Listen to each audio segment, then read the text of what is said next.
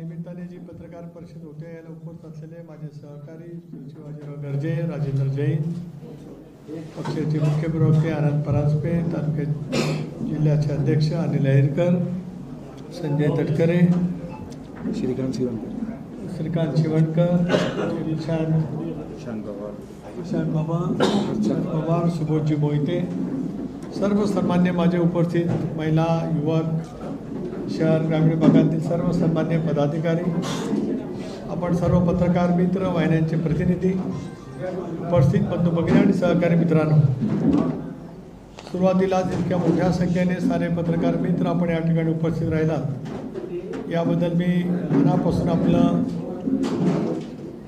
स्वागतही करतो आणि आभारी या ठिकाणी मानतो. राष्ट्रवादी काँग्रेस पक्षाचं एक महत्त्वाचं चिंतन शिबिर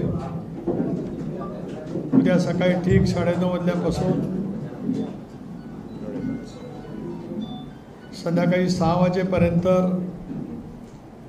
राष्ट्रीय अध्यक्ष, राज्याचे लोकप्रिय मुख्यमंत्री आदरणीय नामदार अजितदादा पवार, पक्षाचे कार्याध्यक्ष, पक्षाचे वरिष्ठ नेते, दीर्घकाळ संसदेचे अनुभव असलेले खासदार प्रफुल्लभाई पटेल, पक्षाचे वरिष्ठ नेते छगन भुजबळ, मंत्रिमंडळातील सर्व सहकारी, राष्ट्रवादी काँग्रेस पक्षाचे सर्व आमदार, खासदार यांच्या प्रमुख उपस्थितीत राज्यभरातील जिल्ह्याचे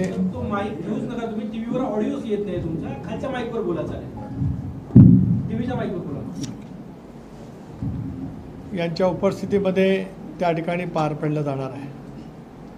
राज्यभरातील सर्व जिल्हाध्यक्ष, सर्व जिल्हा महिला अध्यक्ष, प्रदेशचे उपाध्यक्ष, प्रदेश सरचिटणीस, वेगवेगळे आमचे फ्रंटल सेल, त्याचबरोबर ती ऑर्गनायझेशन, फ्रंटल ऑर्गनायझेशन आणि वेगवेगळे सेल असे सुमारे 500 पक्षाच्या वरिष्ठ सहकाऱ्यांचा सहभाग या चिंतन शिबिरामध्ये त्या ठिकाणी होणार आहे.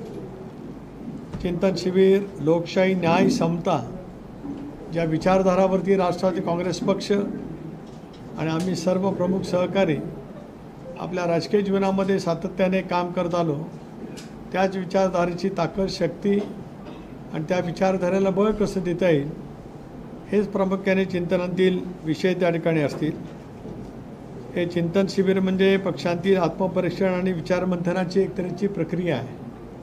मी निर्णय घेतला, लोकसभेची निवडणूक झाली, त्याच्यामध्ये आम्हाला दारुण पराजयाला सामोरं जावं लागलं. आम्ही प्रचंड आत्मविश्वासाने विधानसभेला सामोरं गेलो आणि राज्यामध्ये 2 क्रमांकाचा स्ट्राईक रेट असलेला राष्ट्रवादी काँग्रेस पक्ष म्हणून आम्ही त्या ठिकाणी यश मिळवू शकलो. त्याच्यामुळे चिंतनामध्ये आत्मपरीक्षण आणि विचारमंथन, एखाद्या राजकीय पक्षाची पुढची वाटचाल करण्यासाठी या साऱ्या गोष्टीची आवश्यकता असते. यामध्ये पक्षाच्या वैचारिक पायाभरणीला लोकशाही, न्याय, समता अधिक दृढ करण्याचा हेतू यामध्ये आहे. आणि हे केवळ अंतर्गत पुनर्वलोकन नाही, तर जनतेच्या मनातल्या अपेक्षा, त्यांच्या आकांक्षा, विधानसभेच्या निवडणुकीमध्ये महाराष्ट्रातल्या जनतेने प्रचंड प्रमाणावरती दिलेलं पाठबळ, या साऱ्याचा सारासार विचार या विचारमंथनाच्या माध्यमातून त्या ठिकाणी केला जाणार आहे. मी मगाशी सांगितल्याप्रमाणे इतक्या मोठ्या प्रमाणावरती राज्यातले सर्व पदाधिकारी, महाराष्ट्राची ओळख जशी चांद्यापासून बांद्यापर्यंत आहे तसे सर्व आमचे पदाधिकारी त्या ठिकाणी उपस्थित राहणार आहेत. अजेंडा आणि त्यातला विषय पक्षाची विचारसरणी, मूलभूत तत्त्व, शाहू फुले आंबेडकरांची सामाजिक समता आणि समकालीन आव्हानं. जशी जशी काळ बदलत राहतो, पिढी बदलत राहत असते, तशी तशी राजकीय क्षेत्रातली, सामाजिक क्षेत्रातली आव्हानंही बदलत राहत असतात. आणि या आव्हानाला सामोरं जाण्याच्या दृष्टिकोनातून पक्षाची विचारधारा आणि संघटन त्या दृष्टिकोनातून मजबूत करण्याची प्रक्रिया हा एक पक्षाच्या वाटचालीतला एक महत्त्वाचा भाग त्या ठिकाणी असतो. त्याचाही प्रामुख्याने त्या ठिकाणी विचार हा केला जाणार आहे. पक्षाची एकजूट आहेच. सामूहिक नेतृत्वाच्या माध्यमातून पक्षाच्या प्रक्रियेमध्ये आम्ही सगळेजण काम करण्याचा प्रयत्न त्या ठिकाणी करत असतो आणि त्या प्रक्रियेच्या माध्यमातून या सगळ्या सारासार मी मांडलेला अनेक विचाराचं मंथन आम्ही त्या ठिकाणी त्यानिमित्ताने करणार आहोत.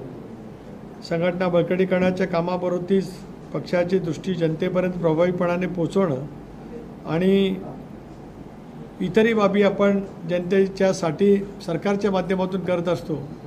याची अंमलबजावणी होत असताना जनतेच्या पुढे ते योग्य पद्धतीने मांडणं, या साऱ्या गोष्टीला सुद्धा प्राधान्य देणं हे आमचं या अजेंड्यामधला महत्त्वाचा विषय त्या ठिकाणी आहे. याची तयारी गेले महिनाभर आहे.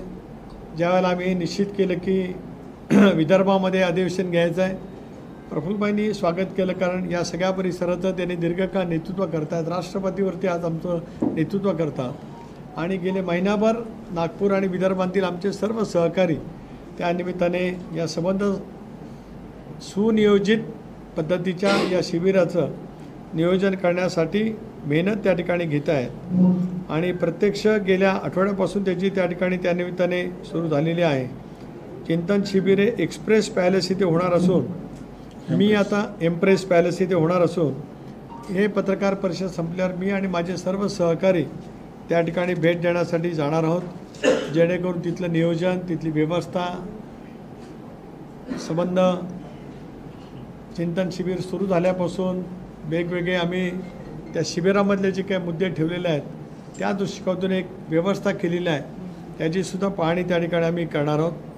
पक्षाचे सर्व ज्येष्ठ नेते, राष्ट्रीय कार्याध्यक्ष, मी मगाशी सांगितल्याप्रमाणे त्यांचं या साऱ्या बाबतीमध्ये लक्ष आहेच. प्रांताध्यक्ष म्हणून मी स्वतःसुद्धा या बाबतीमध्ये गेले 10-12 दिवस इथले आमचे स्थानिक नेते, आमचे निरीक्षक राजेंद्र जैन असतील, अनिल हरकर असतील, माझे सर्व सहकारी ज्या पद्धतीने या ठिकाणी आयोजनामध्ये शहर, ग्रामीण भाग, इतर आजूबाजूचे जिल्हे, इथले आमचे सर्व पदाधिकारी या दृष्टिकोनातून जे काही काम करत आले आयोजनाच्या दृष्टिकोनातून, त्यामुळे प्रत्येकाशी संपर्क करत हे देखणं आयोजन कसं करता येईल याचा आम्ही प्रयत्न त्या माध्यमातून करतो आहोत.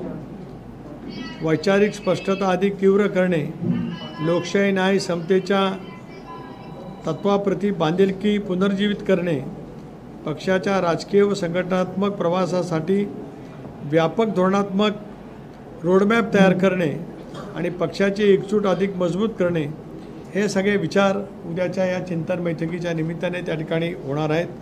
आणि मग जनताला या माध्यमातून चिंतन शिबिरातून नेमकं राष्ट्रवादी काँग्रेस पक्षाने पुढील 5 वर्षासाठी केवळ आगामी येणाऱ्या स्थानिक स्वराज्य संस्थापुरता सीमित नव्हे,